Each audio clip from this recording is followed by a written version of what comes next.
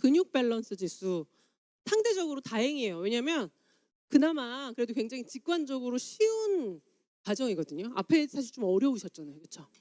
마이웰리스 랩이 뭔지, 만성 질환이 뭔지, 그리고 또 뭐가 있었죠? 노화 억제와 관련된 게 뭔지. 그래서 그 부분 어떻게 해봐야 될까요? 리뷰를 해봐야 돼요. 리뷰.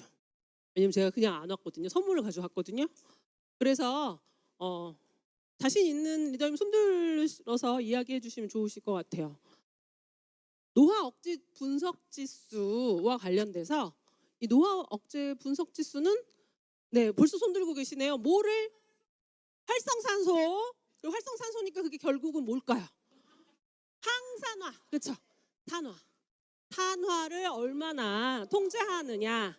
이 부분에 대한 요런 거죠. 그렇죠? 너무 정중하게 받으셔가지고 맞아요. 우리를 노화하게 만드는 것은 뭐라고요? 산화. 우리 몸 안에 있는 다양한 이런 세포들이 산화에 의해서 영향을 받으면 노화가 가속화될 수 있다라는 이런 부분 굉장히 좀 그쵸 유리했어요. 좀 쉬웠던. 그럼 두 번째 만성 질환은 그러면 뭐에 의해 너무 뒤만 여기 분단은 왜 손 아무도 안 드시나요? 다시 한번 내리시고 다시 한번 내리시고 다시 한번 손 들어주세요. 네 여기 일단 손이 아프신 것 같아서 네 뭘까요? 맞아요. 대사. 너무 쉬우니까 대사가 뭐죠? 리더님? 네, 영양소. 맞아요. 사실 그게 정말 중요한 포인트예요. 어떻게 쓰이는지. 대사는 뭐냐면 우리가 알고 있는 다양한 만성 질환 뭐가 있나요? 당뇨나 고지혈증 이런 어떤 다양한 만성적인 질환 누구 때문에 걸리죠? 나 때문에 내가 많이 먹고 내가 막 움직이지 않았기 때문에 그 부분에 의해서 나 때문에 생기게 되는데 그 나 때문이라고 하는 개념 자체가 뭐냐면 내가 먹어서 소화하고 얘가 에너지로서 들어왔을 때 걔가 제대로 잘 쓰이지 않으면 정확한 표현이셨어요. 대사되지 않으면 걔가 남아서 나를 병들게 할 수 있거든요. 어떻게? 내가 먹은 밥에서 온 당 성분이 혈중에 너무 많이 남아 있으면 썼으면 에너지로 쓰였겠지만 남아 있으면 어떻게 되냐면 혈당을 끌어올리겠죠. 혈당이 끌어올려지면 어떻게 될까요? 혈액의 흐름이 느려지겠죠. 혈액의 흐름이 느려지면 어떻게 될까요? 우리 그냥 상식적으로 생각해 보면 시냇물이 있는데 졸졸졸졸 잘 흐르던 시냇물에 농도가 짙어져가지고 물이 잘 안 흘러요. 그럼 어떻게 되죠? 그 시냇물은 찌꺼기가 쌓이고 이끼가 끼고요. 물이 탁해져요. 우리 몸도 마찬가지예요. 그렇게 되면 포도당만 쌓일까 우리가 밥만 먹지 않잖아요. 여러 가지 다양한 이런 반찬 안에 담겨져 있는 이런 지방 성분까지 가속화하게 되게 되면 다양한 만성 질환이 생기게 된다. 세 번째 질문, 이건 너무 쉬워서 질문 선물 안 드릴 거예요. 뭘까요? 우리 다 같이 한번 외쳐볼까요? 근육 밸런스 지수는 뭐다? 근육 밸런스 지수는 뭐에 관련된 걸까요? 써 있어요. 근육. 저 인바디 굉장히 직관적으로 인바디의 결과로부터 온 거다 라고도 이해하셔도 좋지만 내 몸 안에 근육이 얼마나 있고 이 근육이 나를 움직이는데 얼마나 도움을 주는지 이 부분에 대한 것들을 각각 지수화해서 이 지수가 다 더해지면 결론적으로는 뭐라고요? 노화 속도도 통제가 되게 되는데 노화 속도 저 광주였던 것 같아요. 순천에서 굉장히 가깝죠. 제가 아직도 기억이 나는데 한참 마이 웰리스랩 교육을 할 때 교육을 갔더니 어떤 리더님께서 좀 일찍 오셔갖고 질문하시려고 오셨던 것 같아요.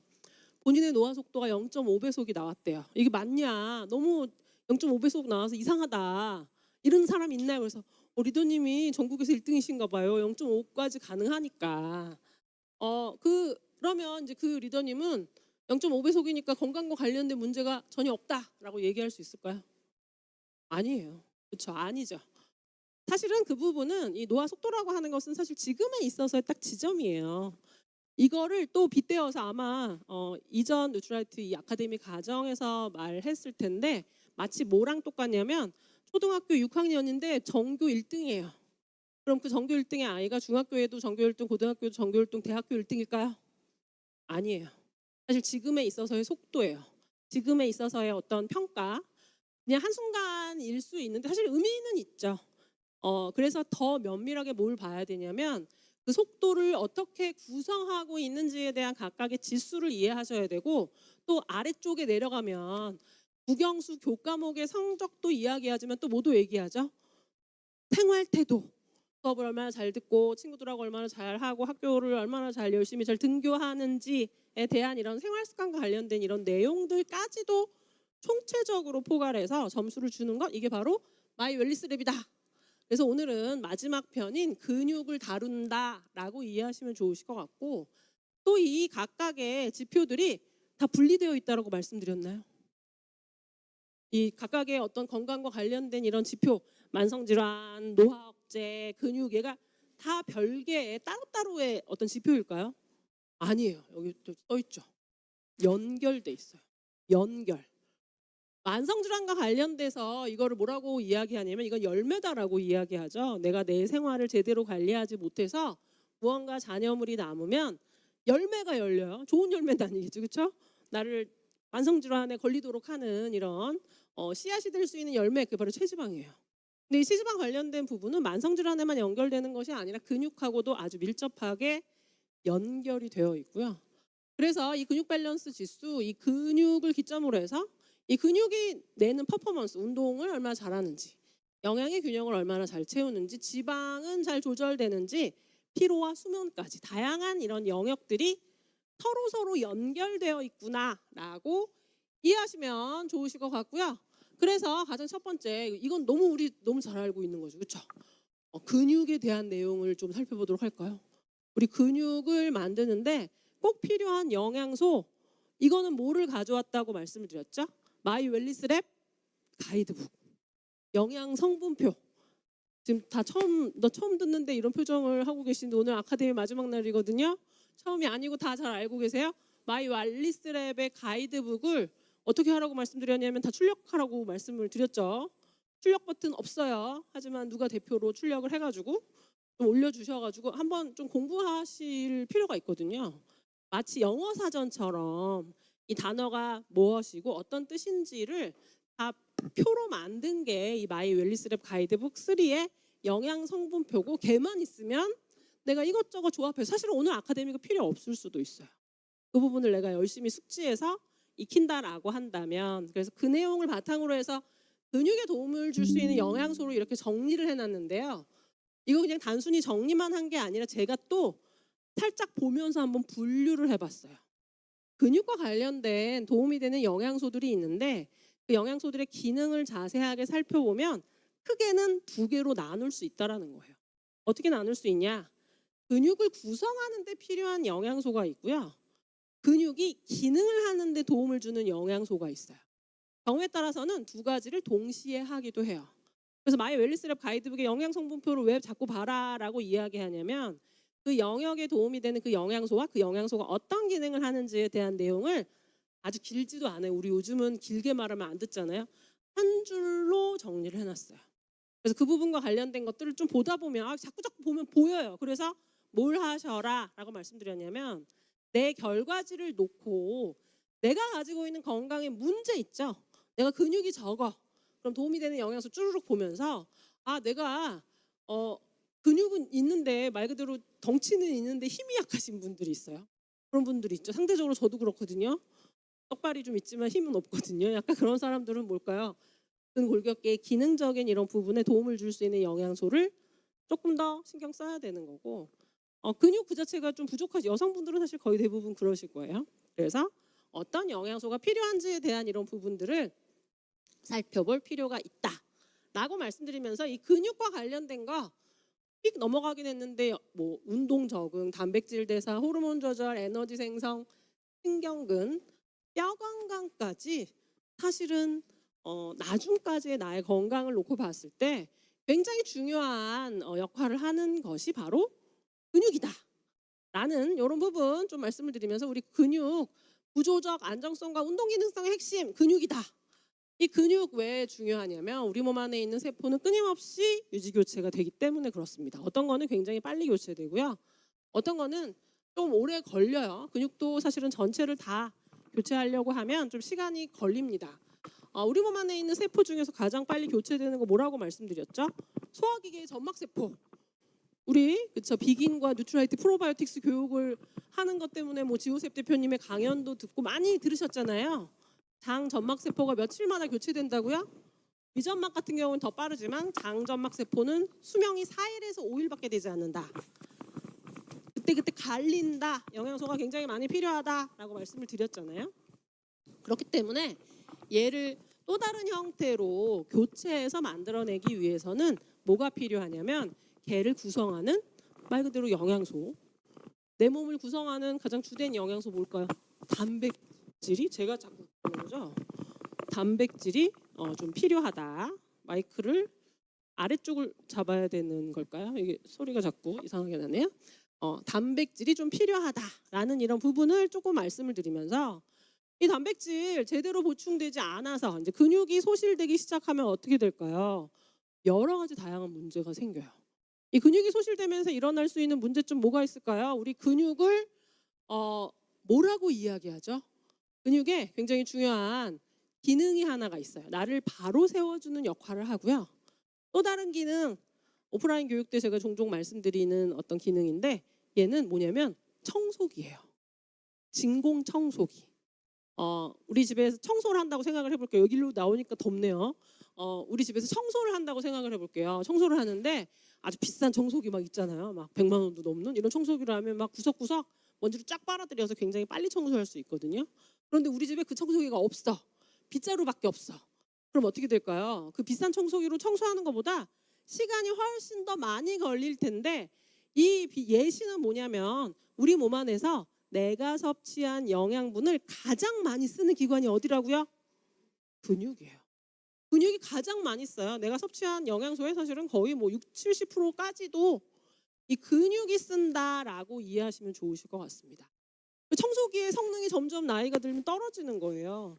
다이슨이었다가 아니면 굉장히 오래된 덜덜거리는 이런 청소기였다 나중에는 빗자루도 없이 손바닥으로 바닥을 청소해야 되는 이런 문제가 생길 수가 있고 그러면 얘는 또 뭐랑 연결되죠? 만성질환하고 연결이 되죠. 내가 섭취한 이런 부분들이 제대로 대사되고 소비되지 않음으로 인해서 얘네들이 남아서 생기는 문제점이 좀 생겨날 수가 있어요. 또 내 몸을 지탱하는 이런 부분들이 잘 되지 않기 때문에 낙상이나 골절의 위험성이 높아질 수 있고요. 또 내 몸을 움직이도록 도와주는 관절의 건강도 악화될 수가 있죠. 흔히들 관절 건강이 악화되신 분들 안 움직여야 된다라고 이야기 들으시나요? 어떻게 해야 되냐면 주변 근육을 강화시켜서 관절의 기능을 서포트해야 된다라고 이야기하거든요. 또 근육이 소실되면 기초대사량이 감소돼서 앞서 말씀드렸던 비만이나 대사질환, 면역력도 문제가 생길 수가 있고요. 혈당과 관련돼서는 심지어 뭐라고 말씀드렸죠? 청소기다라고 말씀을 드렸죠. 청소기처럼 얘를 빨아들여서 없애주는 역할, 더 나아가서는 인지기능적인 이런 측면, 요거는 뭐로 예시 들어서 말씀드릴 수 있냐면 연세가 많이 드신 어르신들이 잘못하다가 이제 골절상을 입으시면 어떤 일이 벌어지냐면 인지 능력이 떨어지세요.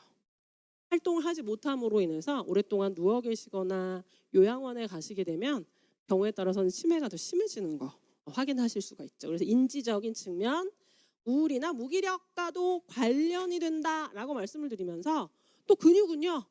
어떤 기관이냐면 한 번도 생각해 보지 않으셨을 수도 있는데 호르몬을 만드는 기관. 우리는 또 굉장히 또 잘 알고 있잖아요. 뭘 잘 알고 있죠? 마이오카인. 마이오는 근육을 뜻하고 카인은 호르몬을 뜻하는 이런 단어인데 내가 열심히 움직일 때요. 근육에서 호르몬이 나와서 나를 더욱더 건강하게, 나를 더욱더 활기차게, 경우에 따라서는 나를 더 똑똑하게 만들어주는 이런 역할을 담당한다. 그래서 여기서 껑충 우리가 다 근육은 애만큼 다 전문가로 알고 있잖아요. 껑충 넘어가서 어디로 갈 거냐면 호르몬으로 갈 거예요. 호르몬은 사실 좀 어렵잖아요. 호르몬은 뭐죠? 기관에서 분비돼서요. 혈액을 타고 온몸에 영향을 미쳐요. 호르몬은 기관에서 분비되는데 혈액으로 방출되기 때문에 어떨까요?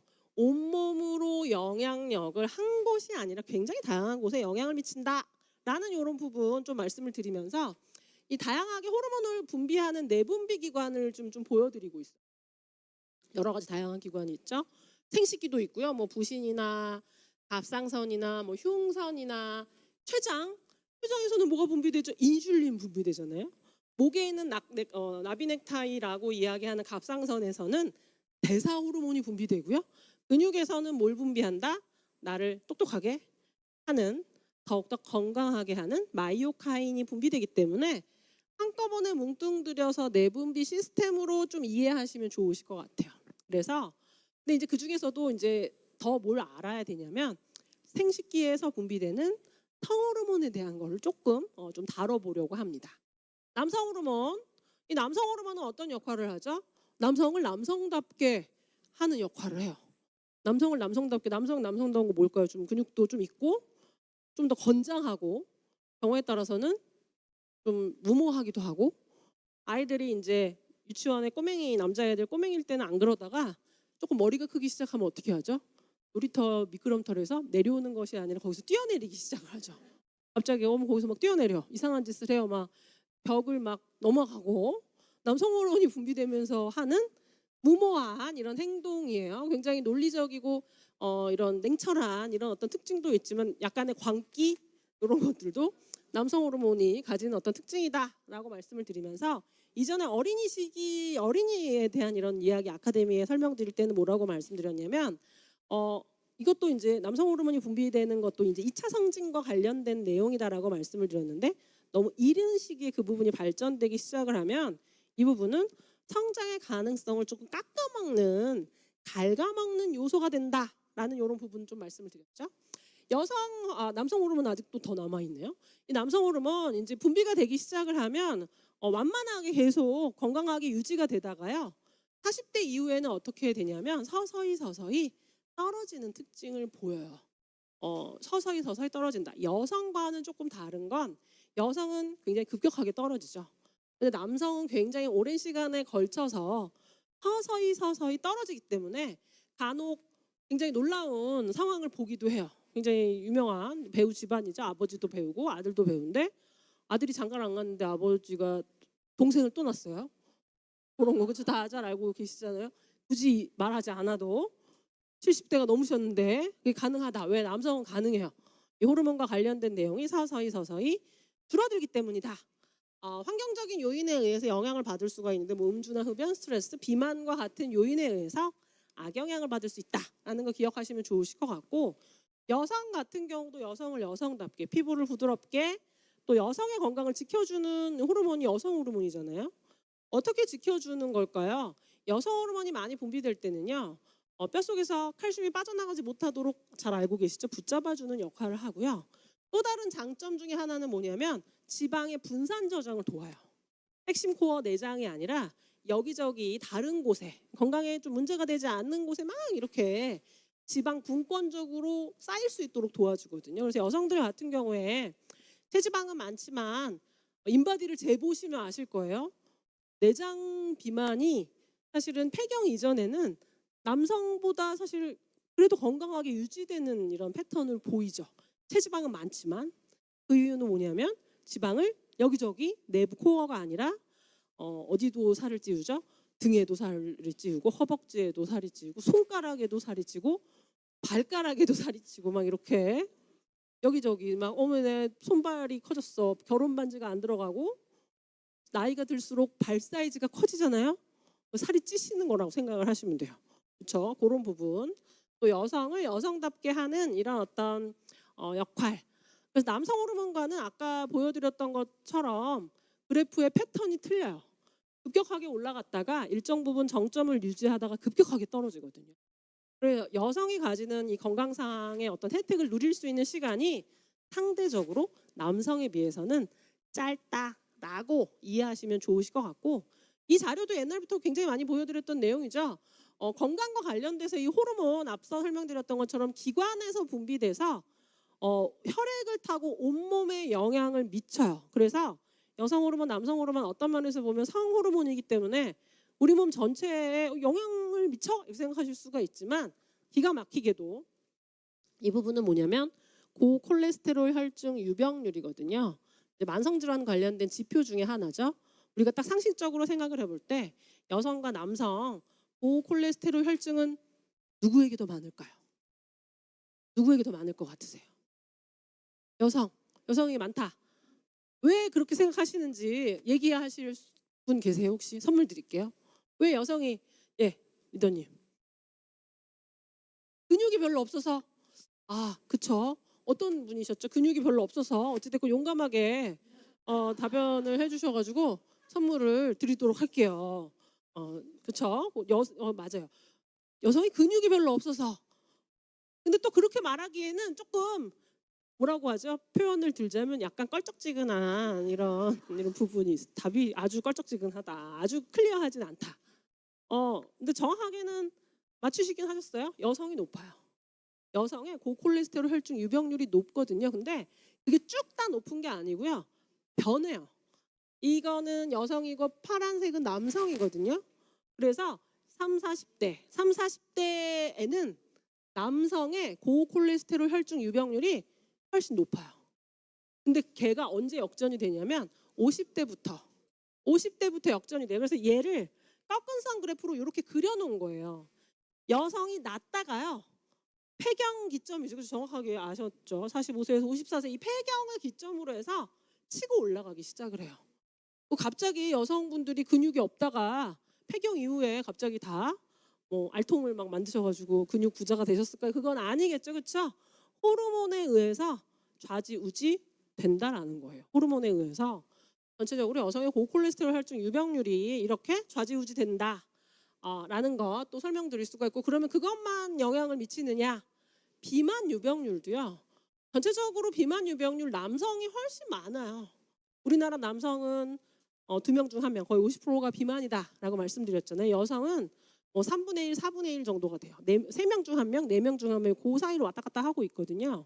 그런데 이 비만 유병률 같은 경우에도 초도에는 여성이 굉장히 낮다가요. 60대가 되면 여성이 남성을 이겨요. 이거 시간차 공격이죠. 앞쪽에는 유리된 지방산의 형태로 혈중에만 막 많이 쌓이다가 60대가 넘어가면 시간이 경과돼가지고 이제 혈액에만 떠다니는 것이 아니라 이제 쌓이기 시작을 해서 그게 어느 정도 기간 한 5년 정도 쌓이면 비만 유병률도 남성을 압도하게 된다. 그래서 이 타임에 제가 맨날 하는 농담이 있잖아요. 뭐라고 이야기했냐면 환갑 이전에는 내가 말로만 싸워서 이길 수가 있지만 60대가 넘어가게 되면 몸무게도 내가 훨씬 더 많이 나가기 때문에 몸으로 싸워도 육탄전을 해도 내가 절대 밀리지 않는 밀어가지고 탁 위에 앉아버리면 돼요. 그렇죠? 여성이 비만 유병률의 경우에 있어서도 남성을 이긴다. 그렇죠? 굉장히 행복해하시네요. 아직까지 못 이기고 계신가 봐요. 근데 거기서 끝나느냐? 고혈압 유병률도 여성이 똑같이 올라가게 돼요. 이게 다 뭐랑 똑같냐? 갑자기 막 열받는 일이 많아져가지고 막 60대 이후에는 열받는 일 많아졌다, 혈압이 높아졌다가 아니고요. 사실은 인간의 건강에 많은 이런 부분들이 호르몬에 의해서 굉장히 좌지우지된다라는 이런 부분. 특히나 여성들 같은 경우에는 여성들이 만성질환이 남성에 비해서 그렇게 잘 통제되고 있고 잘 관리하고 있다라는 이런 착각을 하고 계시는데 그 부분은 여성 호르몬의 보호 기능이 있을 때. 근데 그 부분이 사라지기 시작을 하면 사실은 여성들은 취약점이 있잖아요. 앞서 리더님께서 껄쩍지근하지만 선물을 받아가셨는데 근육이 없잖아요. 근육이 없어요. 청소기의 성능이 떨어져요. 원래 청소기의 성능이 떨어지는 데다가 또 다른 어떤 취약점 뭐가 있을까요? 체구가 작아요. 키가 작아요. 남성에 비해서. 그럼 어쩔 수 없이 또 근육이 작아요. 여러 가지 다양한 이런 어떤 취약점 또 호르몬의 변화로 인해서 무언가 똑같이 유지되다가 호르몬이 갑자기 급변하는 이런 과정을 거치게 되면 그 부분을 적응하는 이런 과정에 있어서 취약점이 또 생기겠죠. 체지방이 원래 또 많아요. 그래서 여러 가지 다양한 부분 좀 주의하셔야 된다. 여성이 우리 흔히들 건강 관리를 하면 나보다는 아이를 먼저 또 나보다는 배우자를 먼저 이렇게 신경을 쓰시는데 사실은 지금 타이밍에 관리를 해야 되는 정말 더 중요한 주체는 내가 될 수 있다라는 이런 부분 좀 설명을 드리면서요. 에스트로겐에 대한 내용을 좀 한번 이야기를 하자면 에스트로겐이 굉장히 중요한 호르몬이고요. 이 호르몬은 앞서 설명드렸잖아요. 분비되면 온몸에 영향을 끼친다고요. 근데 얘가 어떻게 영향을 끼치냐면 호르몬이 나와서요. 온몸의 기관과 연결되면서 말 그대로 수용체와 결합이 되면서 영향을 미치는 거거든요. 이거는 전파수신하고 똑같다고 생각을 하시면 돼요. 전파수신. 예전에 기억을 더듬어 보면 어렸을 때 그쵸. 그 영어 공부 열심히 하라고 집에 아파트 살 때 이렇게 우산만한 스카이 라이프를 베란다에다 이렇게 달아놨던 것 같아요. 연중 무휴로 너무 꼴보기 싫잖아. 이따시만한 거 영어 방송 보라고 달아놨는데 엉뚱한 딴 것만 봤겠죠, 그쵸? 그런데 그런 그 스카이 라이프를 단다고만 해서 보이는 게 아니에요. 돈을 내야 되는 거죠. 근데 무언가 이게 별로 적절한 예시는 아니었나 봐요. 너무 옛날 예시였나 봐요. 그래서 결론적으로 수용체 무언가와 결합이 되어서 영향을 미치는데 우리 몸 곳곳에요. 이 에스트로겐과 연결될 수 있는 수용체들이 있어요. 근데 그 수용체의 타입이요. 중요하진 않지만 그래도 얘가 좀 의미가 있어서 설명드리자면 알파와 베타 타입으로 나뉘거든요. 알파 같은 경우에는 자궁이나 부고환이나 유방이나 백색 지방 조직, 신장, 뼈 이런 곳에 알파형의 에스트로겐의 수용체가 있고요. 베타 같은 경우에는 혈관의 내피나 장폐, 방광, 골수 뼈가 직접 생성될 수 있는 이런 어떤 부분에 에스트로겐 수용체 베타가 있어서 에스트로겐에 의해서 영향을 받는다. 이 부분 요거를 잠깐 카메라로 찰칵 찍듯이 머릿속에 잠깐 이렇게 넣어 놓으시고요.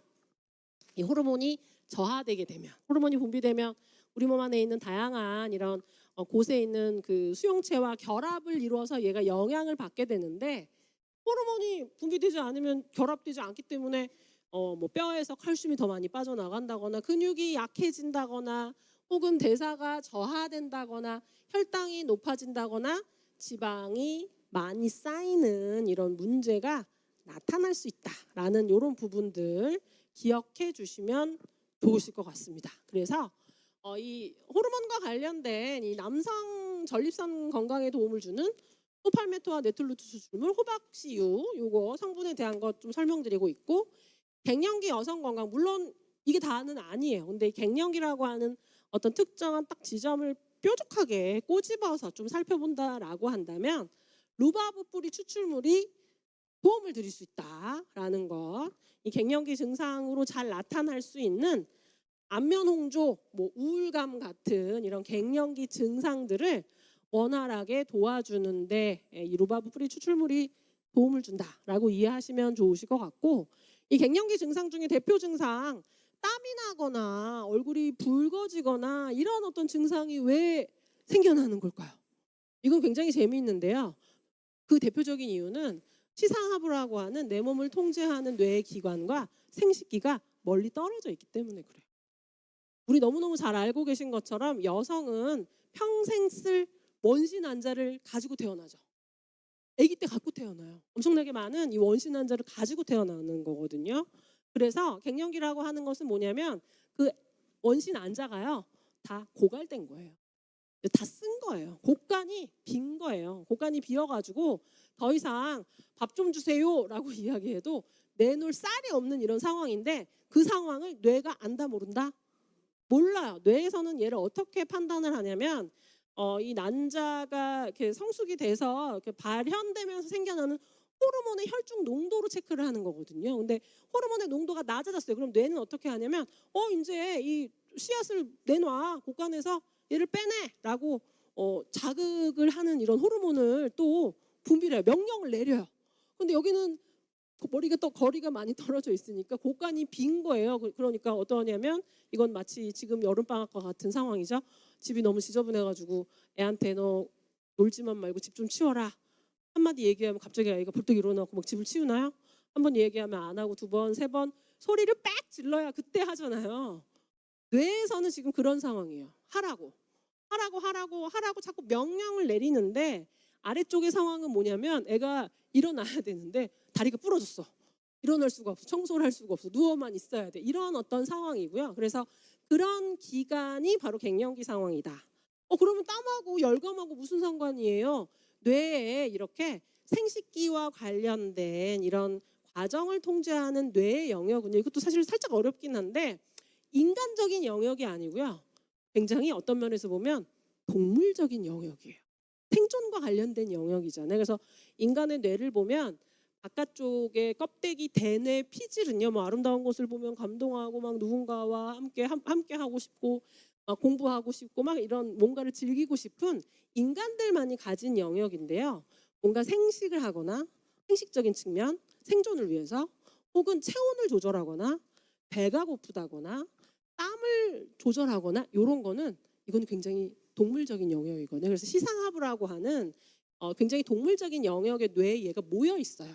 근데 얘가 생식적인 측면 때문에 얘가 자꾸 과열이 되면 어떤 일이 벌어지냐면 그 주변에 있는 생식적인 측면 이외에 생존과 연결된 다른 곳에도 악영향을 주는 거예요.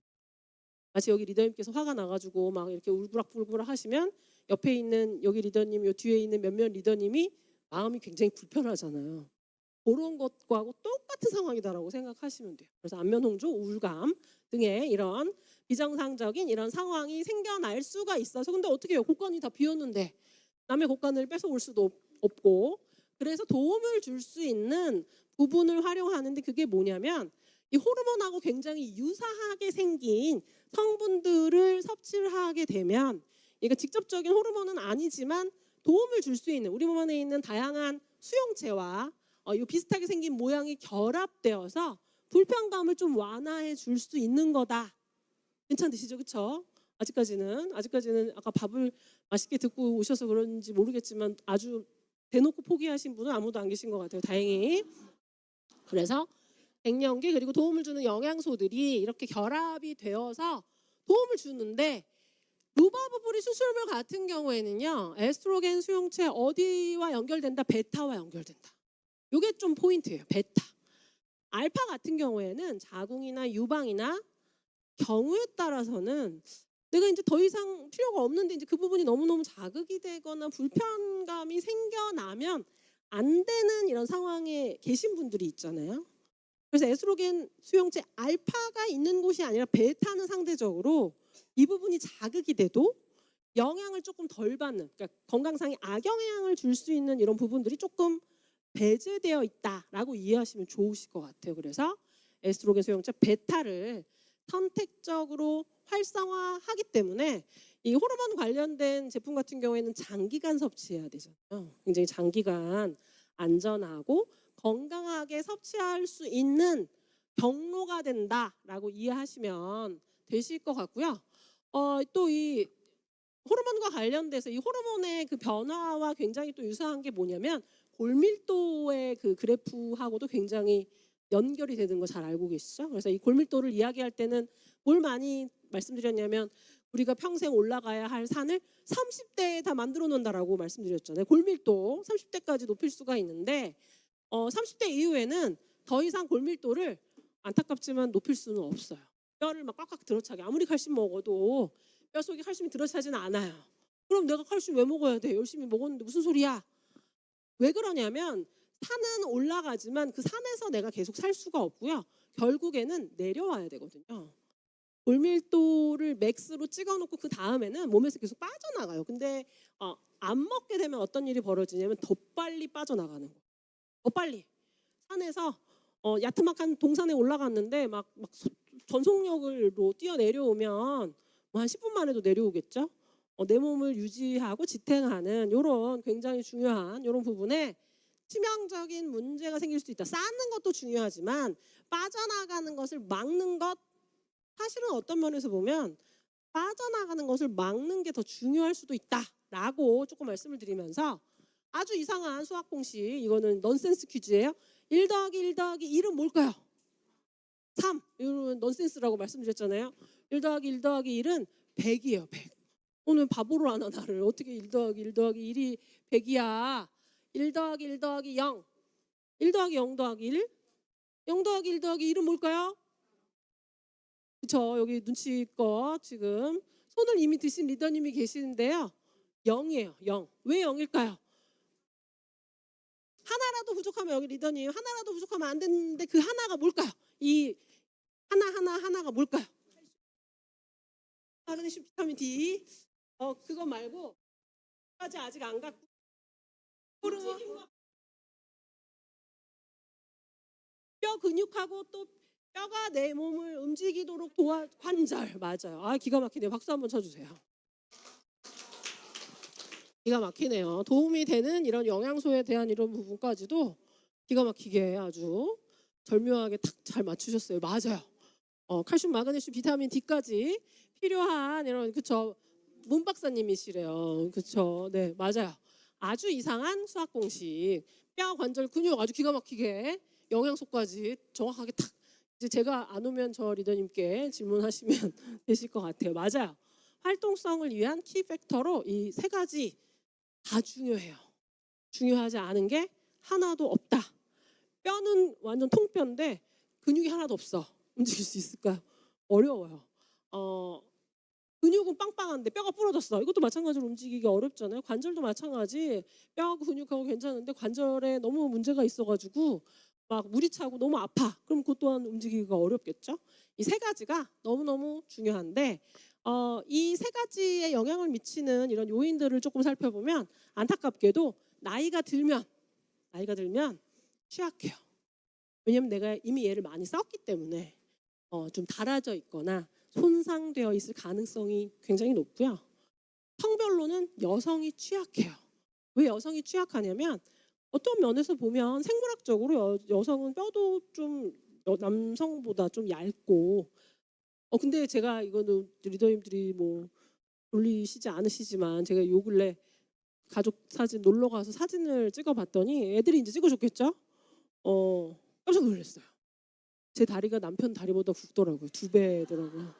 옛날에는 안 그랬던 것 같은데 어느덧 이렇게 세 다리가 돼가지고 뭐 이렇게 꼬챙이처럼 남자는 나이가 들면 살이 빠지고 여성은 상대적으로 좀 이렇게 그쵸 그런 갑자기 그게 생각이 났네요. 그래도 어찌됐건 여성이 좀 취약하고요. 유전적인 소인 비만하면 이것도 문제예요. 왜? 비만하면 내 몸을 지탱해야 되니까. 그래서 이 관절이나 뼈가 받는 부담이 훨씬 더 높아질 수 있다. 그리고 이전에 다쳤던 경험이 있다라고 한다면 특히나 관절이나 이런 조직 같은 경우에는 잘 알고 계시죠? 걔는 건이에요, 건. 힘줄. 혈관이 다 있지 않아요. 혈관이 다 있지 않는다는 거는 뭐냐면 한번 손상되면 이거 완벽하게 치유되기 어렵다라는 거예요. 그래서 손상받지 않도록 제가 오니까 굉장히 갑자기 부담스러우신 것 같아요. 좀 주의하셔야 된다라고 조금 말씀드리면서 뼈 건강과 관련돼서 도움이 되는 영양소 칼슘, 마그네슘, 비타민 D, 비타민 K 그리고 또 망간까지 이런 다양한 영양소. 예전에는 칼슘을 많이 먹어라 많이 먹어라 많이 먹어라 강조했어요. 그런데 더 이상 그 하나만을 이야기하지 않는 이유는 뭐냐면 어쩔 수 없이 한국인이 먹는 음식에는요 칼슘이 그렇게 많이 들어있지가 않아요. 어쩔 수 없이 뭐 어떤 면에서 보면 이제 학창 시절에 성장기 아이들 같은 경우에 이제 칼슘이 부족할까봐 어떻게 하냐면 우유 급식을 하잖아요. 친환경 급식에서 공짜로.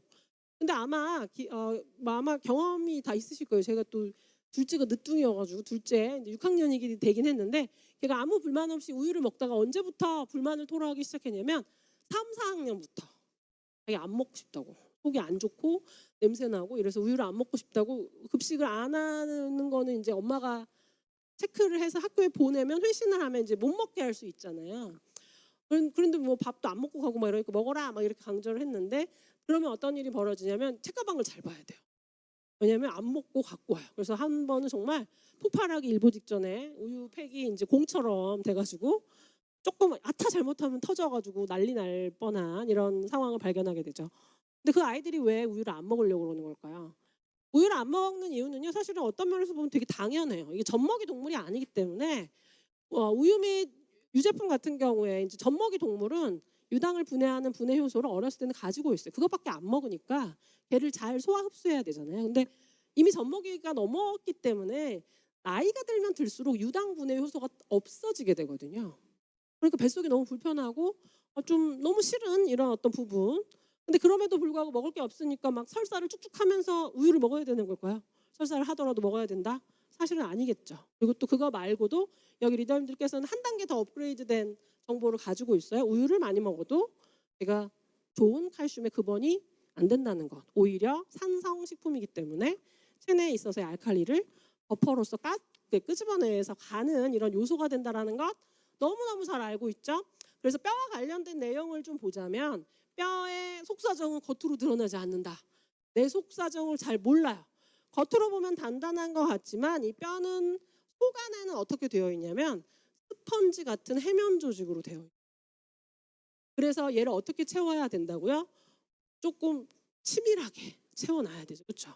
근데 얘를 치밀하게 안 채워놓으면 어떻게 되냐면 뭐가 같이 되냐면 이게 잘 안 보이실 수 있는데 울릉도 호박엿처럼 된다고 생각하시면 돼요.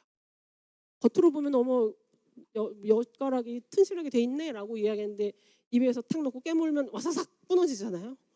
제가 만약에 울릉도 호박엿이라면 깨물었는데 안 깨지고 내 이빨이 깨지면 호박엿이 잘못된 거지만 만약에 이게 호박엿이 아니라 뼈라고 한다면 아주 작은 충격에 뼈가 와사삭 부러진다라고 한다면 속이 이미 다 빈 거죠. 그렇죠? 근데 그게 언제 많이 나타난다고요? 폐경 이후 여성들에게 있어서 미리 걔를 채워놓지도 못했고 걔가 빠져나가기 시작하는 부분들을 막지 못해서 나타날 수 있다라고 말씀드리면서 이것도 너무너무 잘 알고 계신 거죠? 우리 몸 안에 있는 칼슘의 대부분은 뼈와 이에 치아에 99%가 저장이 되어 있다. 근데 나머지 1%는 혈액에 저장되어 있다고 말씀을 드렸죠. 그래서 99와 1의 싸움인데 누가 더 중요하냐? 누가 더 중요하죠? 그치, 혈액에 있는 게 중요해요. 선물이 다 소진돼서 이제 더 이상 여쭤보기가 조금 애매하긴 한데 혈액에 있는 게 왜 중요하냐면 혈액에 있는 것들이 굉장히 중요한 역할을 하기 때문에 그래요. 근육의 흥분을 전달하는 이런 역할, 수축과 이완을 조절하는 역할, 그 수축과 이완의 조절의 통제에 들어가는 우리 몸 안에 있는 가장 중요한 근육은 뭐라고요? 심근이다라고 말씀드렸잖아요. 심장 근육. 심장 근육의 수축과 이완에도 혈중의 칼슘 레벨이 너무너무 중요해서 칼슘을 아무리 적게 먹어도요. 이 혈중의 칼슘 레벨이 잘 떨어지지 않아요. 왜냐하면 얘가 떨어지면 묻지도 따지지도 않고 혈액에 있는 걸 바로 빼내오거든요. 왜? 얘가 중요하니까. 얘가 줄어들게 되면 사람이 제대로 살 수 없으니까 이제 그 부분을 조절하기 위해서 여러 가지 다양한 이런 작용들이 일어나게 되기 때문에 우리는 어떻게 해야 되냐면 칼슘은 사실은 충분하게 드셔야 돼요. 근데 충분하게 드셔야 되는데 충분하게 먹는다고요? 못 먹어요. 우리나라 사람들의 칼슘의 섭취 수준 정도는 60에서 70% 정도밖에 못 먹고 있거든요. 60에서 70%밖에 못 먹고 있어요. 근데 겉으로 잘 안 드러나요. 얘가 겉으로 드러났던 때는 언제냐면 제가 어렸을 때 어떤 것 같아요. 제가 어렸을 때는 돌아다니면 할머니 할아버지들은 다 지팡이 짚고 다니셨거든요. 허리가 똑바로 되신 분이 사실 별로 없었어요. 근데 요즘은 어떻죠?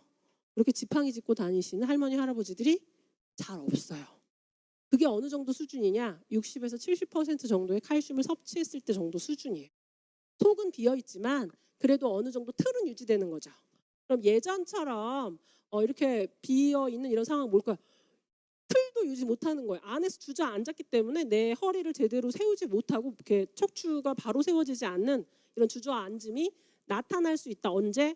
내가 제대로 채우지 않고 빠져나가는 것을 미리 막지 않으면 그런 문제가 나타날 수 있고요. 이 칼슘 부족과 근감소와 관련된 부분은 뼈 건강은 뼈 건강으로 끝나는 것이 아니라 근감소하고도 굉장히 연결이 돼요. 근육이 막 줄어드는 거죠. 활동에 있어서의 문제가 나타날 수 있다.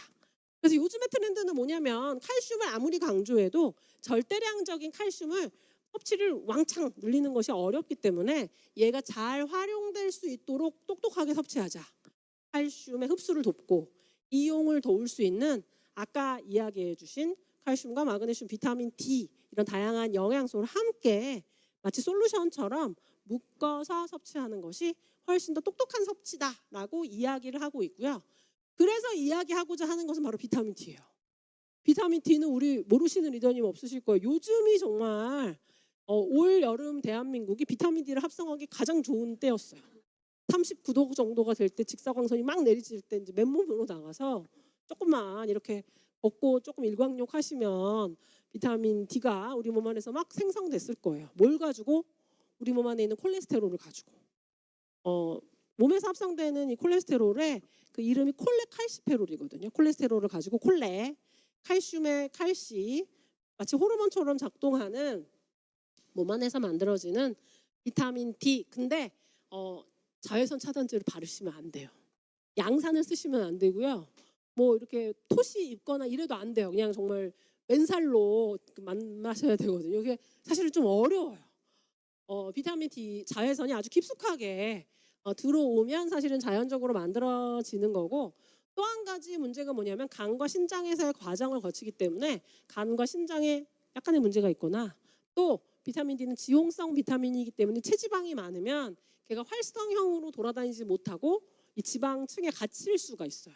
저 굉장히 제약점이 좀 많아요. 그래서 결론적으로 부족이 많은 영양소가 바로 비타민 D인데 비타민 D 부족하면 될까요? 안 돼요. 왜?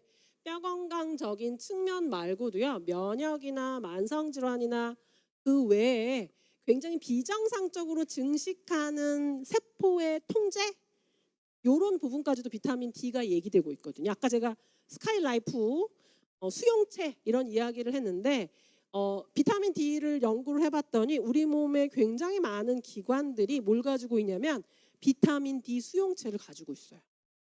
수용체 얘를 왜 가지고 있을 거예요? 이 수용체를 갖는다라는 건 아까 스카이라이프 뭐라고 그랬죠? 바깥에 달면요 집이 꼴보기 싫어져요.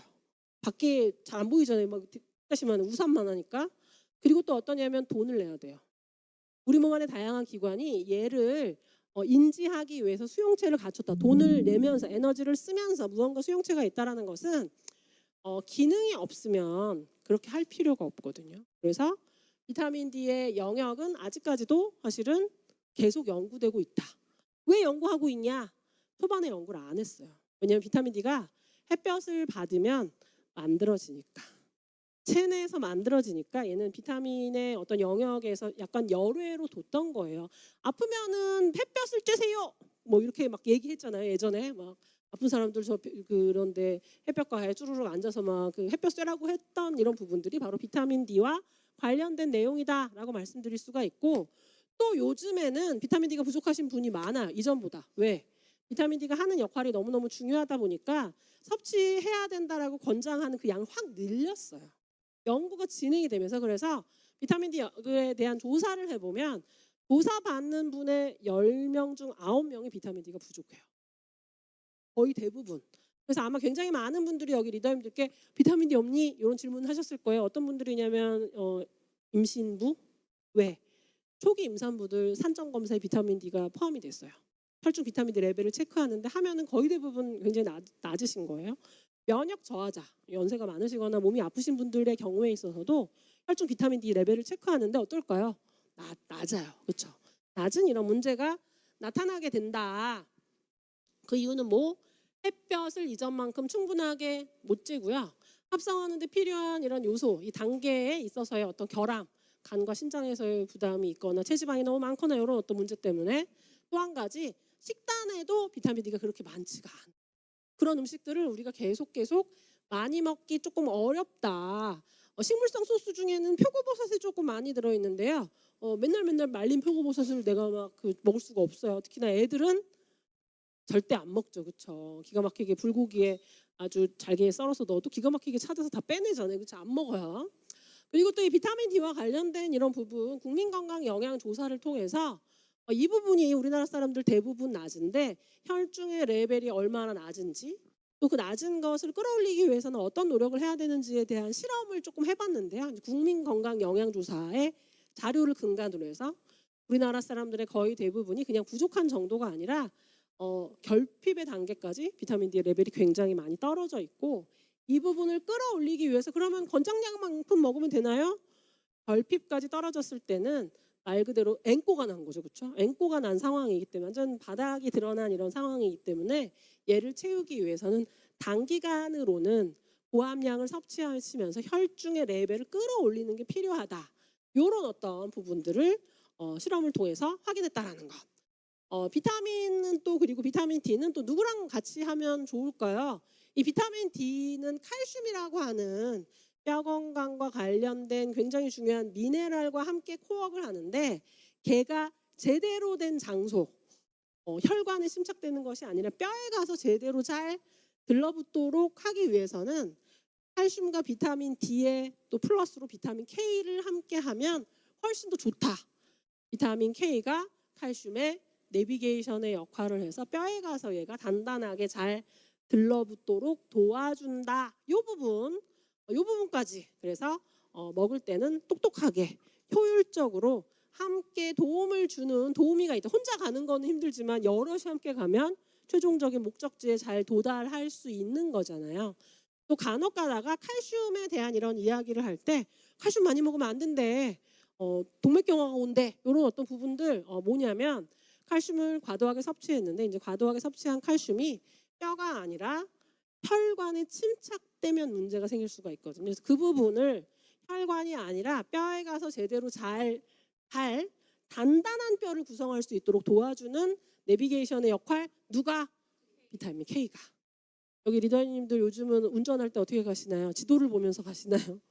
아무도 그러신 분이 없으실 거예요. 내비게이션을 찍어야 정확하게 제가 내비게이션의 상실로 앞서 말씀드렸잖아요. 왕솔 빌딩에 갔다 왔다고요. 이렇게 엄한 곳에 갈 수 있다라는 것도 말씀을 드리면서 관절 건강과 관련된 이런 부분도 도움이 되는 영양소들이 많이 있어요. 글루코사민, MSM, 보스웰리아, 오미자 추출물까지. 관절 건강, 관절은 뭘까요?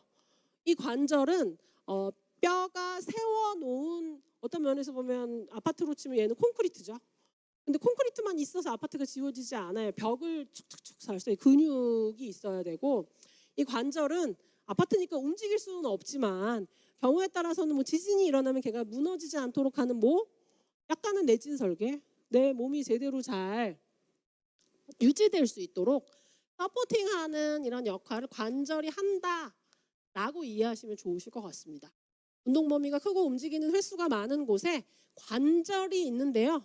관절을 모르시는 분은 아무도 없어요. 이게 좀 흐릿하게 보이는데 이거는 숙제예요. 이번 주 숙제 뭐냐면 그쵸 여름철이 다 끝나가긴 하지만 뭐 삼계탕 안 좋다고 맨날 이렇게 말씀드렸는데 그럼에도 불구하고 닭다리를 하나씩 확보해서 한번 드셔보시면 좋으실 것 같아요. 닭다리를 확보해서 드시면 아 요게 바로 관절이구나.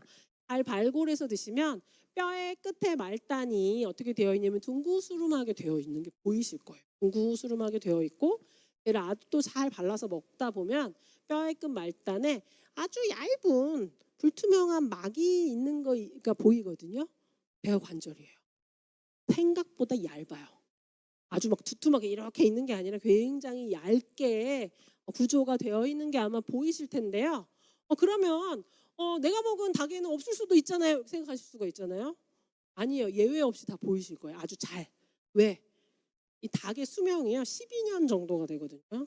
근데 우리가 잡아먹는 이런 닭은 1년이 안 된 친구들을 잡아먹어요. 영계를 잡아먹잖아요. 그래서 사실은 어떤 면에서 보면 얘는 완성되지 않은 가장 손상이 전혀 없는 가장 완벽한 이런 어떤 그 상태를 그쵸 굉장히 찝찝하죠. 그쵸 뭐 이렇게 너무 어린애를 내가 잡아먹는 거 아닌가 이런 생각을 하시게 되죠. 그쵸?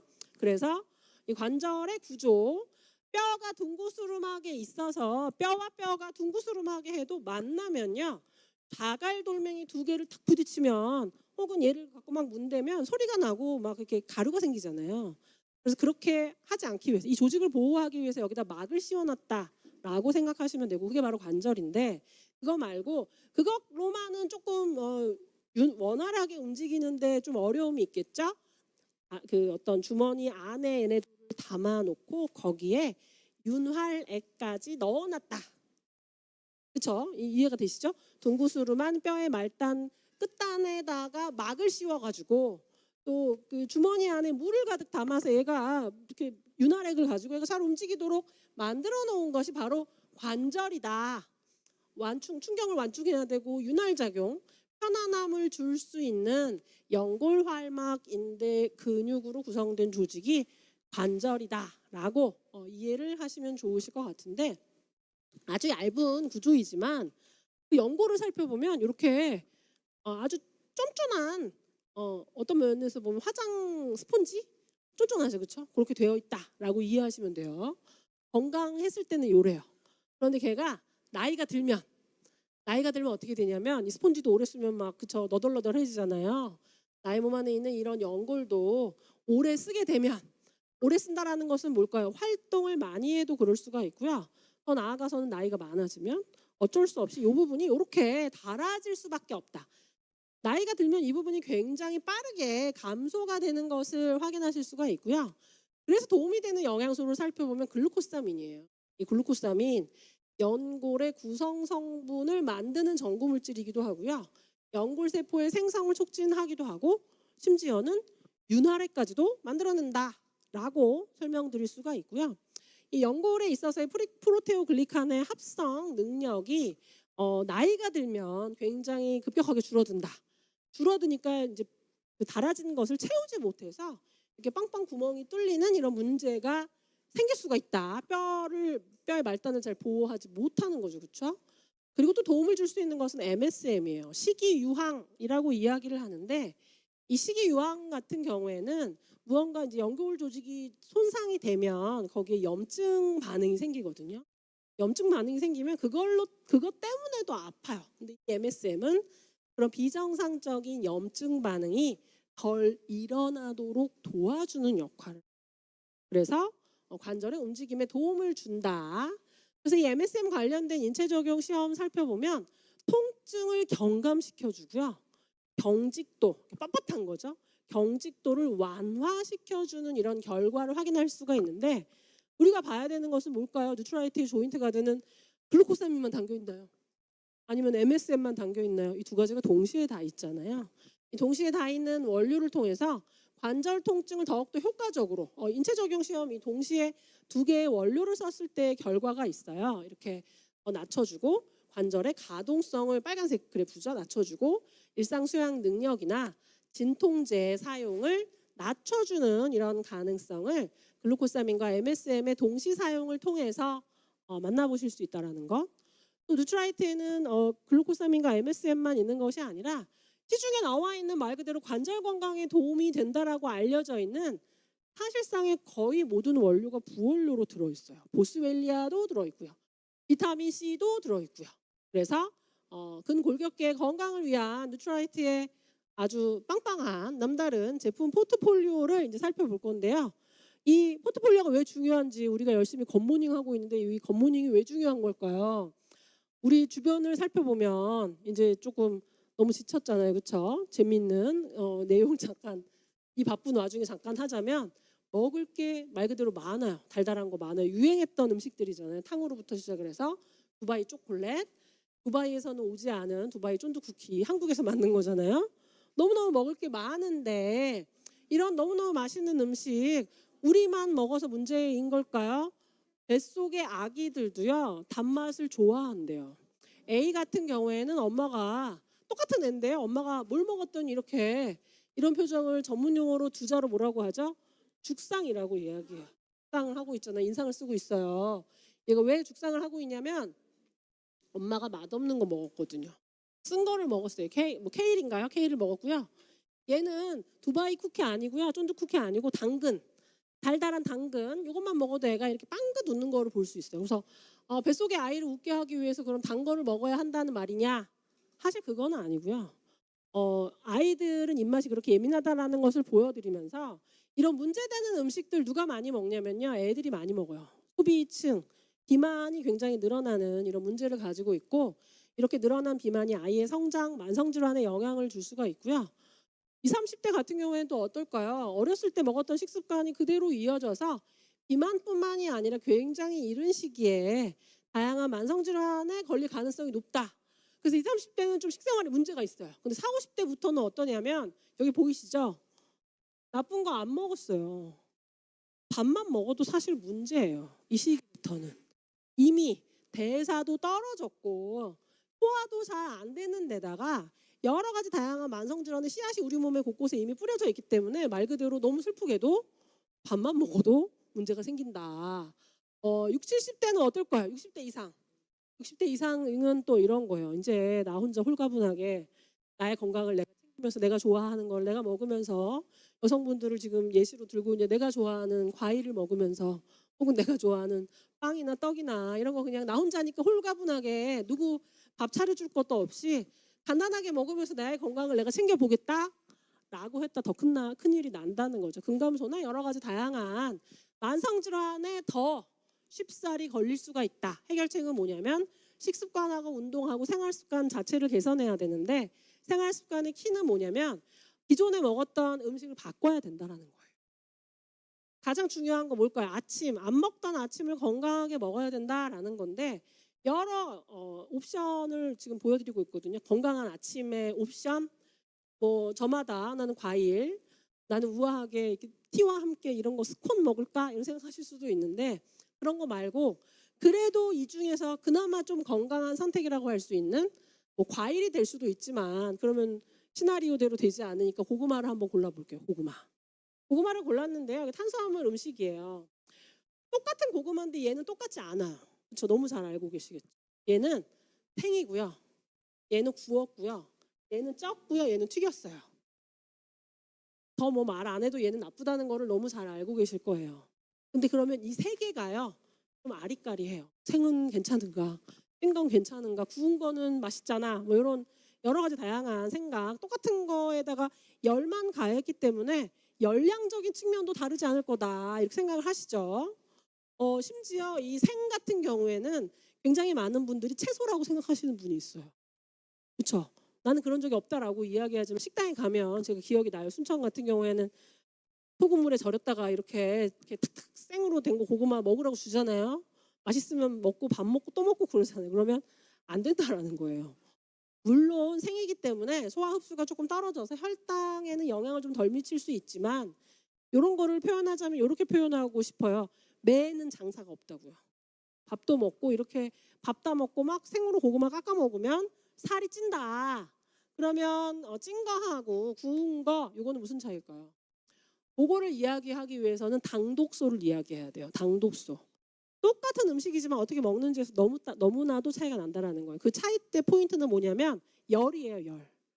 고온의 열로 직화로 굽거나 에어프라이어로 굽거나 튀기거나 이렇게 일정 온도 이상으로 가열을 하게 되면 어떤 일이 벌어지냐면 그 조직 안에 담겨져 있는 당하고 단백질이 결합이 돼요. 얘를 그래서 에이지스라고도 이야기하고요. 아마 아티스트리 교육 때 이미 먼저 들으셨을 거예요. 에이지스, 얘를 또 당독소라고 이야기해요. 원래 있던 성분이 아니라 새롭게 만들어지는 성분이기 때문에 얘가 좀 문제가 되는데 얘를 단적으로 보여드릴게요. 이게 뭐죠? 군고구마인데 꿀이 달린 군고구마예요. 꿀이 있잖아요. 이거 먹으면 얼마나 맛있겠어요. 근데 이제부터는 얘가 뭐라고요? 당독소예요. 당독소. 이 당독소가 생기면 얘는 단백질과 지질이 굉장히 비정상적으로 결합된 형태이고 음식을 조리하는 과정 안에서도 만들어지지만 여기 리더님들께서 이미 알고 있어요. 뭘 알고 있냐면 당화혈색소 이거 알고 계시잖아요. 혈중의 포도당의 수준이 높으면 어떻게 되냐면 헤모글로빈하고 결합이 돼서 당화혈색소가 되죠. 그 헤모글로빈은 산소를 운반하는 운반체잖아요. 근데 혈중의 포도당의 수준이 높으면 거기에 막 설탕이 들러붙어서 헤모글로빈의 이동을 방해해요. 그래서 그거를 당화혈색소, 헤모글로빈 A1C 그래서 건강검진하면 혈당이 평균적으로 얼마나 조절되는지를 확인하는 지표가 되잖아요. 5 이상 넘어가면 문제다 막 얘기하죠. 몸 안에서도 만들어질 수 있고 음식을 조리하는 과정에서도 만들어지는데 얘를 심지어 많이 먹으면 어떻게 되냐면 혈액이나 피부나 내장에 축적이 된대요. 혈액, 피부, 내장에 축적된다. 그래서 아티스트에서는 뭐라고 이야기했냐면 이런 당독소를 많이 먹으면 어떻게 된다고요? 얼굴이 거무튀튀해진다라고 이야기했죠. 얼굴이 거무튀튀해진다. 또 그것뿐만이 아니라 노화의 속도를 높이는 원인이 돼요. 콜라겐을 딱딱하게 굳히고요. 세포를 손상시키고 내장지방이나 인슐린 저항성 등에 영향을 줄 수 있는 이런 요인. 그래서 똑같은 것도 어떻게 너무 고온의 열로 조리하는 것 좋지 않아요. 건강에 나쁜 영향을 미칠 수 있다. 이 부분 좀 기억을 하시면 좋으실 것 같습니다. 탄수화물 생각보다 이 자료는 예전에도 많이 보여드렸는데 우리가 먹는 음식에 탄수화물이 생각보다 너무너무 많다라는 거예요. 볶음밥이나 이런 것들 뭐 당독소가 만들어지기 아주 좋은 조건이겠죠. 탄수화물도 너무너무 많이 있고 또 식후 혈당을 끌어올리면 내 몸 안에서도 당독소가 자체적으로 만들어질 수 있다라고 또 말씀을 드렸고 우리나라 사람들의 이런 상황을 보면 혈당 관리 대상 관리를 안 하면 대사질환으로 이행될 수 있는 사람이 너무너무 많다. 그럼 이렇게까지 이야기하면 굉장히 억울해요. 서양 사람들은 막 콜라를 막 1리터짜리를 막 빨대 꼽아서 먹고 있고 막 아이스크림을 한 통을 퍼먹는데 우리나라 사람들은 먹어봐야 뭐 고구마나 조금 삶아 먹고 쪄 먹고 뭐 구워 먹은 거 가지고 왜 혈당 관련된 이런 만성 질환을 자꾸 이야기하느냐? 서양 사람들은 동양인보다 췌장의 사이즈가 좀 크대요. 어떤 면에서 보면 유전적인 차이점이 좀 있는 거예요. 체후가 좀 다르죠. 근데 좀 변화의 가능성이 있어요. 요즘의 아이들을 보면요. 요즘에 이제 아이들 다리가 길어요. 차이가 있죠. 다리가 길어요. 장이 짧아요. 왜 그럴까요? 육식을 많이 해서 그래요. 채소를 안 먹어서. 섬유질을 많이 안 먹어서 체형이 지금 바뀌고 있잖아요. 사실은 이제 그런 부분들이 아주 긍정적일 것이냐 하면 사실 좀 생각해 봐야 돼. 채소나 이런 부분 섭취를 안 하기 때문에 유달리 요즘 아이들을 보면 다리가 길다. 굉장히 다리가 그래서 교복도 다리가 길어지는 교복을 입어야 되잖아요, 아이들. 농담인데 이제 잘 모르시네요. 한창 이렇게 교복이 문제가 될 때 뭐 다리가 길어지는 교복 이러면서 막 광고했던 게 생각이 나서 설명을 드렸고 바디키 식사 대용 쉐이크 그래서 그 트렌드에 맞춰서 당항량을 낮췄고요. 뭐 요거 말고도 너무너무 잘 알고 계시는 누트라이트가 열심히 하고 있는 아메의 중요한 캠페인이죠. 이 굿모닝 캠페인 또한 건강을 위한 어떤 면에서 보면 토대를 이 굿모닝을 통해서 만들어낸다라는 거, 이 바디키의 다양한 이런 제품 라인업에 열량도 열량이지만 다양한 영양소가 아주 밀도 있게 건강하게 들어있다라는 거, 담항량을 낮췄고 또 고단백, 고식이섬유소로 건강을 잡을 수 있는 식사 대용 쉐이크 설명을 드렸습니다. 누트라이트의 다양한 단백질 포트폴리오 지금 너무너무 잘 선택해서 드시고 계시잖아요. 너무너무 좋은 선택이라는 거. 열량은 낮으면서 그 안에 다양한 영양소가 아주 꼼꼼하고 깐깐하게 들어있고요. 왜 대두냐라는 이런 측면에 있어서 이 대두 단백질이 가지고 있는 굉장히 긍정적인 이런 측면들이 많이가 있죠. 그렇죠? 저밀도 콜레스테롤의 수치를 낮춘다거나 여러 가지 다양한 이런 문제의 그 가능성을 낮추는 이런 부분들이 이 대두 단백질을 가지고 꼼꼼하게 연구된 바 있다라는 이런 부분 좀 말씀드리면서 마지막으로 오늘 설명드렸던 내용에 있어서 이 제품들을 좀 설명드리자면 뼈 건강에 도움을 줄 수 있는 3개의 영양소가 한꺼번에 다 제품 안에 담겨져 있는 이런 대표 제품이죠. 칼슘, 마그네슘, 비타민 B 또 굉장히 오랫동안 사랑받은 제품인데 요즘 또 하고 있는 것이 뭐냐면 이 제품이 가지고 있는 이런 장점들을 조금 더 잘 살려서 제품이 바뀐 것은 아니고요. 제품이 가진 장점을 너무 이렇게 잘 발굴하지 않았던 이런 부분들을 조금 더 드러내자라고 하는 이런 마케팅 캠페인을 하고 있어요. 그래서 이 칼맥디의 경우에 있어서는 아이슬란드 심해 바다의 힘을 뼛속 깊은 곳까지라고 하는 이런 슬로건으로 이 칼맥디의 장점을 좀 설명드리고 있다라는 것. 굴껍질에서 추출한 칼슘, 또 석회 해조류에서 추출한 이런 칼슘이 동시에 좀 들어있다라는 이런 부분. 저온 가공을 통해서 영양소의 파괴를 최소화한 이런 처리를 하고 있고요. 앞서 설명드렸던 이 3개의 영양소가 함께 들어있는 트리플 액션을 칼맥디를 통해서 만나보실 수가 있습니다. 뼈 건강적인 측면에 있어서 가장 도움이 될 수 있는 2대1의 칼슘, 마그네슘 비율을 이 칼맥디 채용하고 있다는 것. 누트라이트의 아주 집요하고 까다로운 원료 관리 기준 또한 이 칼맥디를 통해서 만나보실 수가 있고요. 뼈 건강을 위한 씹어먹는 제품입니다. 바로 칼디 제품이죠, 그렇죠? 이 뼈에 또 다른 이런 어떤 도움을 줄 수 있는 이런 제품으로 칼디 신제품이죠. 가장 최근 제품. 스트레스가 남긴 긴장을 하루 한 포로 푸는. 제가 아까 그 왕솔 빌딩 갔다 왔다고 그랬더니 한 리더님께서 마그네슘 한 폰 드릴까요? 이렇게 이야기하시더라고요. 그래서 아마 제가 한 5분간 막 빠르게 뛰어와서 스트레스가 쌓였을까 봐 아마 권하신 것 같아요. 그래서 스트레스에 도움을 줄 수 있는 트리플 케어 포뮬러죠. 그렇죠? 이 마그네슘 같은 경우에는요. 아마 이 교육 가장 최근에 교육을 했기 때문에 너무 잘 아실 거예요. 칼슘이 어떤 역할을 한다고요? 근육의 수축을 조절한다고 말씀을 드렸죠. 조절에 도움을 주는 주요한 어떤 근육이 심근이라고 말씀을 드렸는데 이 칼슘은 어떤 면에서 보면 흥분을 유도하는 미네랄이에요. 근데 흥분만 유도하면 될까요? 경우에 따라서는 이완이 필요하기도 하거든요. 이완적인 측면에 도움을 줄 수 있는 미네랄은 뭐냐면 칼슘의 대척점에 있는 근육 수축과 이완적인 측면에서는 마그네슘이 그 기능을 담당한다라고 이해하시면 좋으실 것 같아요. 그런데 이 마그네슘은요. 생체 이용률이 높은 마그네슘이거든요. 생체 이용률이 높다라고 하는 것은 뭐냐면 우리 모든 미네랄을 섭취하면 조금 어렵기는 한데 모든 음식들이 이제 위산과 만나서 얘가 이제 거기서 흡수가 되기 시작을 해요.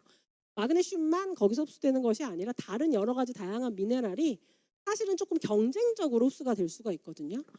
근데 이 마그네슘 릴렉스 안에 담겨져 있는 일부 프리미엄 마그네슘 같은 경우에는 얘를 리포점으로 싸서요.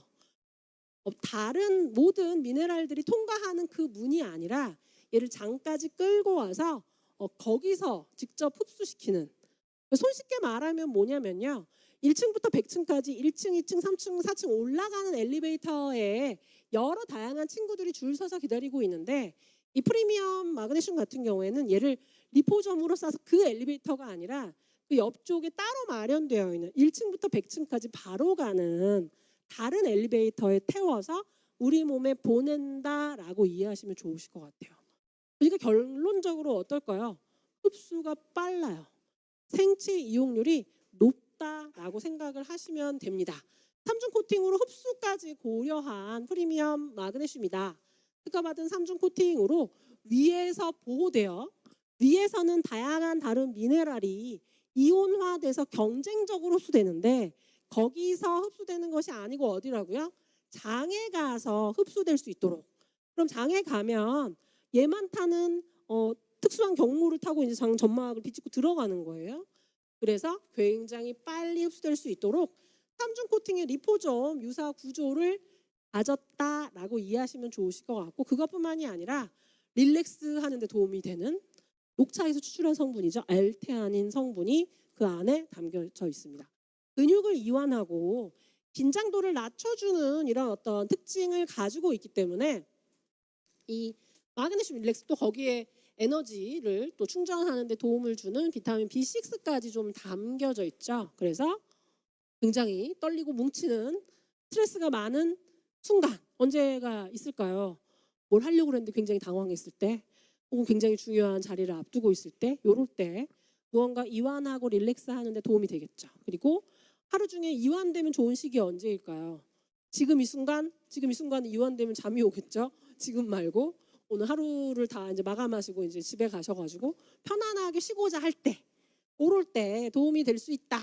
라는 이런 부분 좀 말씀을 드리면서, 이 마그네슘 릴렉스 같은 경우에는 이 마그네슘 함량이 굉장히 고함량으로 담겨져 있습니다. 100% 담겨져 있고요. 근데 이 마그네슘은 또 중요한 영양소이기 때문에 마그네슘 릴렉스 말고 WX에도 들어있고요. 칼맥에도 들어있고 여러 가지 다양한 부분에 들어있어요. 그럼 이 부분을 어떻게 분류할 수 있냐면, WX와 칼맥D 같은 경우에는 기초 건강적인 측면, 뼈 건강적인 측면에 포커싱해서 마그네슘이 설계되어 있고요. 이 마그네슘 릴렉스는 스트레스나 근육이나 신경의 그 곤두선 이런 부분들을 릴렉스하는 차원에 있어서의 제품이다라고 생각하시면 돼요. 근데 여기 리더님들 우리 하루나 1년 365일의 일상을 좀 생각해 봤을 때 나는 항상 화가 나 있고 항상 어깨가 곤두서 있고 항상 막 긴장돼 있어.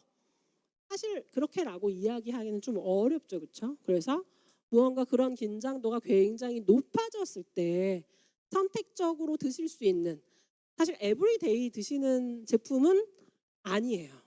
에브리데이 드시는 제품은 아니다. 오히려 내가 매일매일의 건강관리적인 측면에서 마그네슘을 챙긴다라고 한다면 WX와 칼맥디가 훨씬 더 좋은 선택이 되실 것 같고, 여기에 플러스로 경우에 따라서 너무 지치고 힘들거나 어떤 중요한 날에 어떤 릴렉스를 위해서는 마그네슘 릴렉스를 집중 케어적인 이런 형태로 선택하실 수 있다라고 이해하시는 게 더 옳은 선택이실 것 같고, 비타민 D와 K 같은 경우에는 뼈와 혈관 건강 포뮬러다라는 이런 부분 이미 앞서 조금 설명을 드렸잖아요. 뼈 건강, 또 혈액 건강적인 이런 부분의 시너지를 드릴 수 있다라는 거. 그럼 누트라이트만의 차별점은 뭔데? 이렇게 생각하실 수가 있는데, 이 비타민 D를 가장 많이 담고 있는 천연물 중에 버섯의 UV 테크놀로지를 통해서 이 비타민 D를 제공하는 누트라이트만의 원료 선택.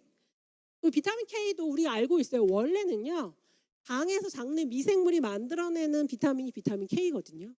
근데 이제 그게 잘 안 되다 보니까 부족이 있는 거예요. 그래서 병아리 콩을 누트라이트만의 방식으로 발효해서 비타민 K를 제공할 수 있는, 그렇죠? 이제 마지막이 오니까 이제 굉장히 많은 리더님은 이제 포기하신 분이 계신 것 같은데, 쉬워서 그러신 거잖아요. 다 아는 내용이어서 비타민 K를 선택하실 수 있는, 그래서 누트라이트의 어떤 독점적인 이런 원료, 양송이버섯 분말 유래 비타민 D, 병아리콩 유래 비타민 K2 이런 어떤 원료들을 쓰고 있는 특별한 누트라이트 비타민 D3 플러스 K2까지 또 관절 건강적인 측면에 글루코사민뿐만이 아니라 MSM 여기에 그거 이외에도 콘드로이친 이거 뭘까요? 상어 연골 추출물을 콘드로이친이라고 이야기해요. 상어 연골 추출물, 히아루론산, 비타민 C 그거 이외에도 여러 가지 다양한 식물 영양소적인 측면 이전에 또 주원료였던 보스웰리아까지 관절 건강과 관련돼서 잘 알려져 있는 거의 대부분의 주원료 재밌게도 이 MSM 같은 경우에는 왜 그런지 모르겠는데 이제 조금 오랜 좀 유명한 트로트 가수가 계속 광고를 하잖아요. MSM 그 하나의 원료만이 아니라 모든 주요한 기능적인 원료가 다 담겨져 있는 독자적인 관절 건강 제품으로서 조인트 가드 소개시켜 드릴 수 있겠습니다. 루바블렌드는 뭐라고요? 에스트로겐 수용체 베타 그쵸? 문제 굉장히 고급진 표현으로 다 이야기해 주셨어요. 자연에서 찾은 갱년기 건강 이 루바브 추출물 MRSA2라고 하는 여러 가지 다양한 갱년기 증상이 있거든요. 안면 홍조, 심장 불편감, 수면 문제, 우울한 기분, 과민성 불안감, 신체 정신적인 문제까지. 근데 그 중에 갱년기의 증상 중에 굉장히 많이 포괄적으로 건드려지는 게 뭐라고요? 인간의 영역이 아니라 동물의 영역, 그렇죠? 얼굴이 붉어지거나 땀이 나거나 이런 거는 굉장히 동물적 영역이잖아요. 그래서 그 부분 중에 대표 기능 안면 홍조와 관련된 기능을 살펴보면 루바브 프리 추출물을 섭취하신 분의 경우에 인체 적용 시험 굉장히 안정적으로 이 부분이 개선되는 것을 확인하실 수가 있는데 대조군은 뭐죠? 뽑기를 잘못하신 분이에요. 뽑았는데 빈 껍데기 고르신 분, 그분은 빈 껍데기를 계속 먹으면서 이 실험군에 그 대조군으로서 남아 있으셔야 되거든요. 근데 이분은 막 왔다 갔다 하는 거를 확인하실 수가 있습니다. 그래서 루바브 뿌리 추출물 굉장히 오랫동안 잘 섭취되고 이용되었던 이런 루바브 뿌리 추출물을 뉴트라이트가 국내 최초 개별 인정을 득해서 루바브 블렌드로서 출시해서 갱년기 여성의 건강을 위해서 전달드리고 있다는 것. 그러면 여성의 갱년기보다 더 먼저 우리가 또 신경 썼던 건 뭘까요? 소팔메토 블렌드죠, 그렇죠? 이 남성의 갱년기로서의 부분, 이 전립선이라고 하는 남성의 그 기관이 인체 기관 중에 유일한 것 같아요. 나이가 들수록 커지는 부분. 그럼 이 기관이 커지면 이게 좋은 걸까요? 이게 배뇨가 되는 그 바깥쪽을 이 그 전립선이 감싸고 있기 때문에 전립선이 원래 정상적인 크기보다 아주 커지면 복숭아만한 사이즈까지도 커질 수 있다라고 하거든요. 그러면 이제 배출되는 소변이 배출되는 이런 부분을 누르고 들어오기 때문에 일상적인 부분에 굉장히 문제가 생길 수가 있다. 그래서 전립선이 비정상적으로 비대해 주는 것을 이 소팔메토 안에 담겨져 있는 다양한 원료들이 막아준다. 또 네틀루트 추출물도 마찬가지죠. 그 과정을 경로를 차단한다라는 이런 부분. 그래서 이 소팔메토의 원료를 가지고 한 인체 적용 실험이죠. 이런 비정상적인 세포의 증식과 관련된 이런 자료들이 섭취 이후에 굉장히 많이 좀 사라진 이런 부분, 그리고 비정상적인 세포의 증식이 좀 사라진 이런 결과 자료까지 소개를 해드리면서요. 물 한 모금 마시고. 네.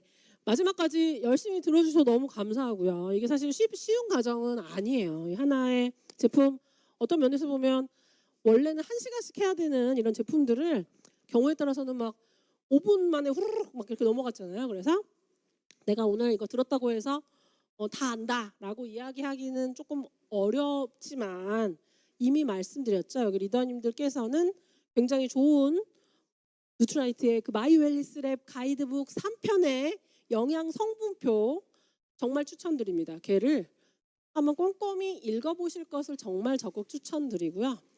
근데 그냥 보면은 잘 눈에 안 보이실 거예요. 그래서 어떻게 하시냐면 내가 만약에 마이 웰니스 랩 가이드북에 결과지가 있다라고 한다면 내가 가지고 있는 건강상의 문제점 있잖아요. 그래서 그 문제점에 도움이 되는 영양소부터 하나씩 정리하는 거예요. 그래서 내가 혈행에 문제가 있다라고 한다면 혈행에 도움이 되는 영양소가 요런 게 있네. 눈으로만 보면 사실은 마음에 안 와 닿기 때문에 먼저는 노트에 도움이 되는 영양소를 쓰시고요. 또 아래쪽에는 그 영양소가 어떤 기능을 하는지 쓰시면 쓰다 보면 앞서 보여드렸던 그 카테고리 있죠.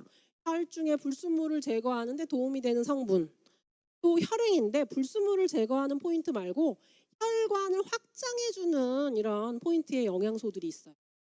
그래서 뭐 이렇게 묶을 수 있고 저렇게 묶을 수 있네가 자꾸 정리하시다 보면 보이실 거고, 아마 안전드림팀의 리더님들은 아까 보니까 이미 수준급에 다 올라와 계세요. 그래서 자꾸 했던 거 다시 한번 공부하시고 보시면 여기 리더님들께서 마치 이거는 외국어 공부라고 생각하시면 돼요. 처음에는 익숙하지가 않아요. 그래서 안녕 인사하기도 굉장히 막 좀 부끄럽고 쑥스럽고 맞나 틀리나 뭐 이렇게 하는데, 걔가 한번 입에 붙잖아요. 그럼 자연스럽게, 그래서 그게 자연스럽게 나올 수 있도록 자꾸 연습하시는 리더님이 되시기를 당부드리면서, 오늘 제가 준비한 아카데미는 이렇게 마치도록 하겠고요. 4주 동안 너무너무 고생 많이 하셨습니다. 감사합니다.